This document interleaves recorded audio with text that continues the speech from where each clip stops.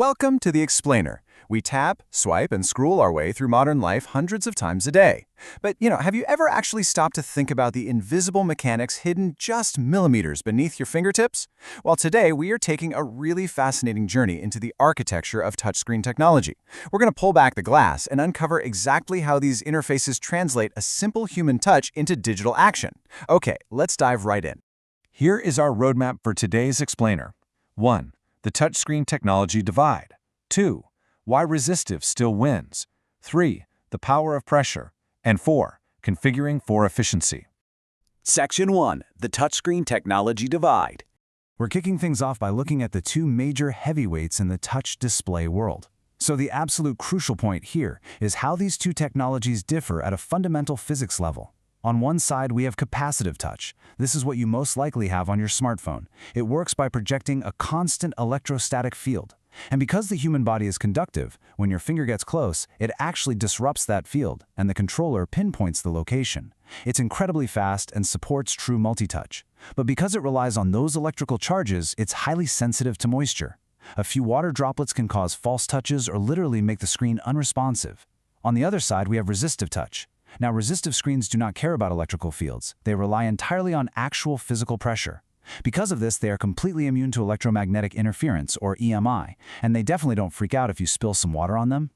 This brilliantly illustrates exactly how that resistive physical pressure works.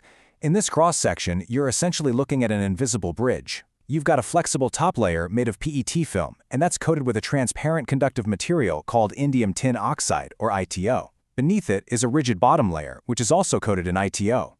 Separating them are these microscopic spacer dots. So when you press down, the top PET film literally bridges the gap, completely bypassing the spacers to physically touch the bottom ITO layer. And it's that actual physical contact that completes an electrical circuit. Section 2. Why resistive still wins. Now, because consumer smartphones have almost universally adopted capacitive screens, you might be thinking, well, capacitive is just simply better in every way, right? Let's go ahead and debunk that myth. For engineers building very specific types of battery-powered electronics, resistive technology is often the far superior choice. Think about things like industrial personal digital assistants, or PDAs, personal media players, and certain specialized smartphones. Why? Well, resistive screens offer incredible, rugged reliability. Because they respond to pressure, you can use a heavy work glove, a standard plastic stylus, or even just the back of a pen and it registers perfectly. Capacitive screens, as you've probably noticed, generally fail with regular thick gloves. Furthermore, resistive screens have a lower cost to produce, they're completely immune to the heavy electrical noise you'd find in factory environments, and crucially, they boast incredibly low power consumption compared to an always-on capacitive electrostatic field. Section 3. The power of pressure. Let's move along and see how this builds into a really unexpected user experience advantage. We've talked about X and Y coordinates, but what about the Z-axis? Resistive screens have a kind of hidden superpower, measuring Z-axis pressure. This isn't just detecting where you touch, but exactly how hard you're pressing down. The touchscreen interface circuitry can mathematically combine the known resistance values of the X and Y touchscreen plates to estimate the actual physical pen pressure. Mechanically, it is absolutely fascinating to see how that connection is actually made. When those X and Y layers touch, they create what's called a resistive voltage divider. To find the X position, the system connects the X bus bars to a positive and negative supply and uses the Y layer to sense the voltage. To find the Y position, it just flips the process. Then, once the controller has those precise X and Y coordinates, it runs them through a specific formula alongside the known resistance of the panels to calculate that Z pressure. It's like a giant instantaneous puzzle. And the efficiency of this hardware is just beautiful. Here we see the literal electrical path inside a controller, like the DA9005X, that triggers a wake-up signal. Before you even touch the screen, a small pull-up current is connected to the X plate. The input of a sensing comparator is pulled high. The device is drawing almost zero power. But the exact moment a pen or finger makes contact, it connects the X plate to the Y panel, which is grounded. This creates a low ohmic path to ground, and that instantly switches the comparator and fires a pen down interrupt, which wakes the processor. It's basically the ultimate power-saving sentry. So why does all this matter to the user? Because this underlying hardware capability unlocks amazing software features. By sensing pressure, we transform a simple tap into a rich, totally dynamic interaction. In drawing or creative apps, pressing harder can automatically increase the line thickness or change the brush style. At the system level, it enables incredibly intuitive features like quick actions from a home screen or peek and pop, where a light press lets you just preview a message or image, and a deeper press pops you fully into the content. It completely elevates the whole user experience. Section 4. Configuring for efficiency.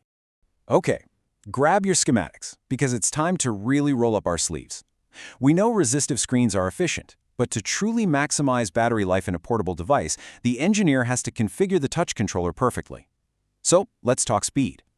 A modern touch interface controller, like the DA95X we mentioned, can sample touch data at an incredible rate of up to 3 kHz. That is literally 3,000 times a second. That allows for incredibly smooth tracking for things like handwriting recognition or drawing. But if you run the controller at 3 kHz constantly, that high-frequency charging and discharging of the panel will drain your battery shockingly fast. It absolutely has to be managed.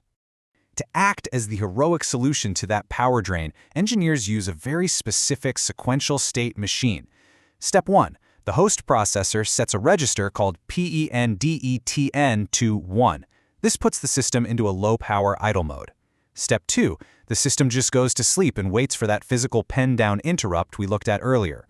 The moment contact happens, Step 3 activates. The system switches to auto TSIEN equals 1, enabling the active high-speed reading of those X, Y, and Z coordinates.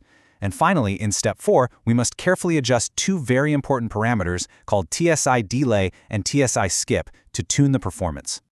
Fine-tuning these 2 parameters is where the real magic happens. You see, every single touchscreen panel has its own built-in resistance and capacitance, which is its impedance. When you apply a voltage to read a coordinate, it takes a fraction of a millisecond for that signal to settle and become actually accurate. TSI_delay allows you to set the perfect settling time so you get totally clean data without wasting power holding the circuit open too long. Meanwhile, TSI_skip allows you to deliberately skip sampling slots, effectively lowering the overall data rate. By balancing these 2, you perfectly optimize responsiveness against power conservation, and you tailor it exactly to your specific screen's hardware limits. So, considering everything we've unpacked today, I want to leave you with a thought. Given the ruggedness, the multi-dimensional pressure capabilities, and the incredible, highly configurable power efficiency of modern resistive interfaces, is capacitive truly always the default? Or does your next specialized device demand the precision of pressure? Thank you so much for joining me for this explainer. Keep asking questions, and I'll see you next time.